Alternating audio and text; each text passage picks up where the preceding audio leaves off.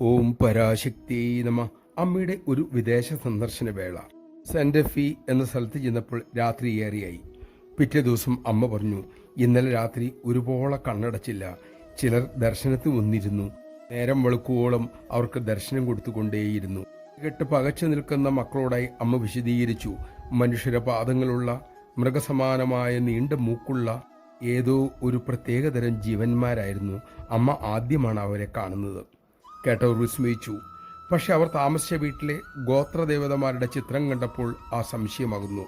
ആ ദേവതമാരുടെ രൂപം അമ്മ കണ്ടതുപോലെ തന്നെയായിരുന്നു. അമേരിക്കയിലെ തദ്ദേശവാസികളായ ഗോത്രവർഗക്കാരുടെ ഗോത്രദേവതകളായിരുന്നു അത്. നമഃശിവായ. നാം അറിയാത്ത, കേൾക്കാത്ത, കാണാത്ത എത്രയോ ലോകങ്ങൾ ഇവിടെയുണ്ട്. അതിലൂടെയൊക്കെ വിഹരിക്കുന്ന പരംചൈതന്യമാണ് മാതൃസ്വരൂപം കൊണ്ട് നമ്മെ വഴി കാണിക്കാൻ കാരുണ്യപൂർവ്വം എത്തിയിരിക്കുന്നത്. ഈ അവസരം നഷ്ടപ്പെടുത്താതിരിക്കാൻ നമുക്ക് കഴിയട്ടെ.